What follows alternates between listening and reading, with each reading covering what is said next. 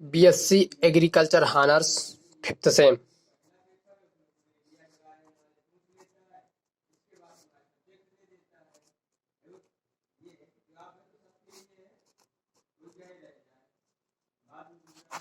Subject क्या है? Soil fertility and nutrient management.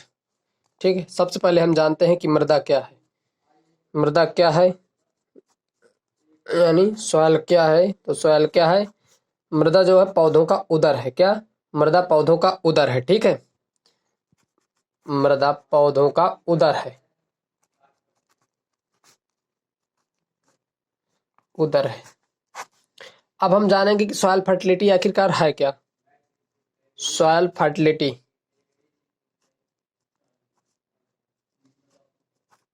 Soil fertility है क्या? मृदा उर्वरता क्या है? तो मृदा उर्वरता क्या है दोस्तों? पादप वृद्धि की उपयुक्त दशाओं में उचित मात्रा व निर्दिष्ट संतुलन में पौधों को पोषक तत्व प्रदान करने की क्षमता सॉइल फर्टिलिटी कहलाती है। फिर मैं आपको समझा रहा हूं। पादप वृद्धि की उपयुक्त दशाओं में, पादप वृद्धि की उपयुक्त दशाओं में मृदा की पोषक तत्वों को एक उचित मात्रा व निर्दिष्ट संतुलन में पौधों को पोषक तत्व प्रदान करने की क्षमता सॉइल फर्टिलिटी, मृदा उर्वरता कहलाती है। ठीक है, यहाँ तक आपको समझ में आया गया होगा कि सॉइल फर्टिलिटी, मृदा उर्वरता क्या है। यानी पौधों को उचित मात्रा व निर्दिष्ट संतुलन में पोषक तत्व प्रदान करने की क्षमता सॉइल फर्टिलिटी कहलाती है। अब हम बात करते हैं कि सॉइल फर्टिलिटी को प्रभावित करने वाले कारक क्या क्या हैं। कारक यानी factor affecting of, factor affecting of soil fertility.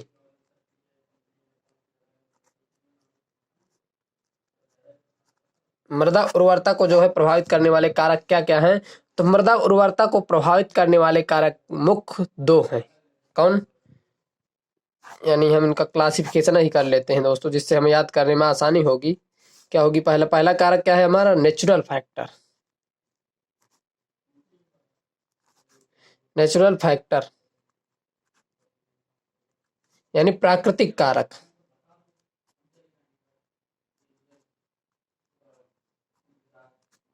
दूसरा क्या है कारक अपना? आर्टिफिशियल यानी नेचुरल कारक क्या है? Artificial factor.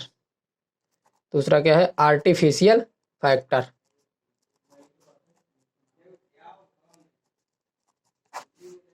नेचुरल कारक में कई आते हैं।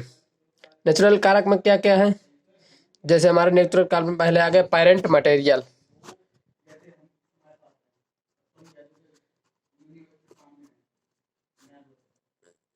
रियल। अब बात करें कि पेरेंट मटेरियल है क्या। तो पेरेंट मटेरियल यानी पैतृक पदार्थ।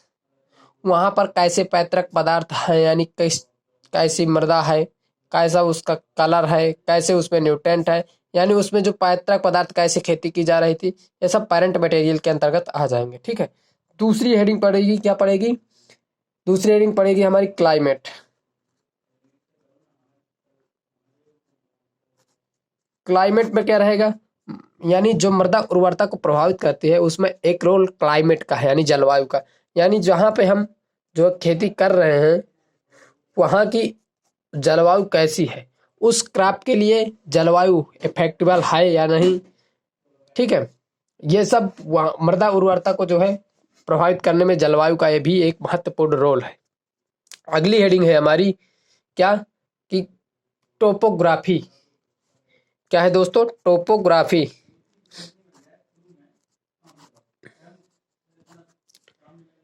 मृदा स्थलाकृति, मृदा स्थलाकृति।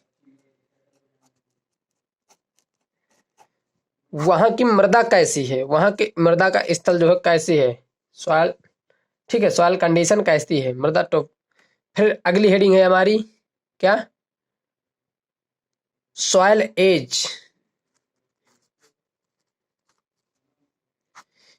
यानी मृदा वो कितने साल से हम उस जगह पे खेती कर रहे हैं।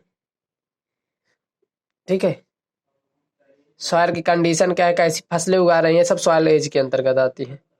ठीक है। अगर लगातार हम खेती कर रहे हैं, उसका कंडीशन नहीं ध्यान रखते, तो उसमें भी सॉइल मृदा उर्वरता प्रभावित होती है। अगला हेडिंग है हमारी, क्या है, फिजिकल कंडीशन ऑफ सॉइल।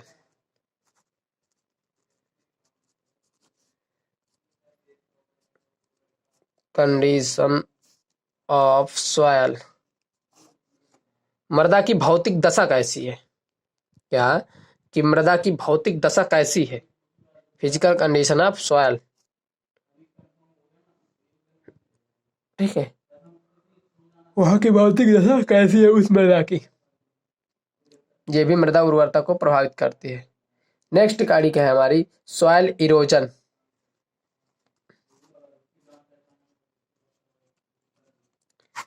मृदा कटाव, अगर उस मृदा पर मृदा कटाव होगा तो सॉइल इरोजन भी बहुत महत्वपूर्ण रोल अदा करता है मृदा उर्वरता सॉइल फर्टिलिटी में। अगर इरोजन होगा तो जितने भी हमारे सॉइल में न्यूट्रिएंट होंगे वो बह कर जाएंगे, कट करके बह जाएंगे। फिर दूसरे फैक्टर में आती है आर्टिफिशियल फैक्टर में। अब दूसरे इफेक्ट में आते हैं artificial factor. Artificial factor, artificial में कौन कौन सी हेडिंग आएंगी, तो आर्टिफिशियल फैक्टर में कौन कौन सी आएंगी, क्रॉप पैटर्न,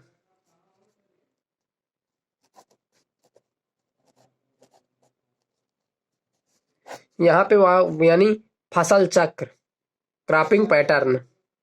ठीक है, पैटर्न यानी फसल चक्र, कैसे हम लगातार फसल चक्र कर रहे हैं। ठीक है, फसल चक्र भी मृदा उर्वरता को प्रभावित करता है। नेक्स्ट हेडिंग है हमारी सॉयल पीएच। सॉयल पीएच भी हमारी मृदा उर्वरता को प्रभावित करता है। किस पीएच, जैसे 7 से कम है तो अम्लीय होगी, 7 से ज्यादा है तो सारी क्षारीय हो जाएगी, 7 है तो उदासीन मानी जाएगी। ठीक है, यानी किस पीएच पे हमें कैसी फसलें लेना है, ये भी सॉयल पीएच के अंतर्गत करते हैं। Soil soil organic matter, next heading है हमारी सॉयल ऑर्गेनिक मैटर।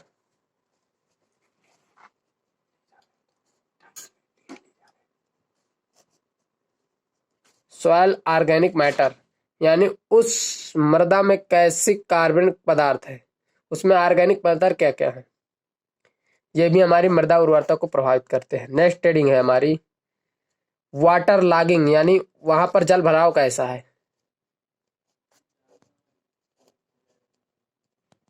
ये भी हमारी मृदा उर्वरता को प्रभावित करते हैं। नेक्स्ट हेडिंग है हमारी सॉयल ऑर्गेनिक मैटर, ये तो आप हमारे सॉयल मृदा उर्वरता को प्रभावित करता ही करता है। ठीक है, वहां पे कैसे कार्बनिक पदार्थ हैं।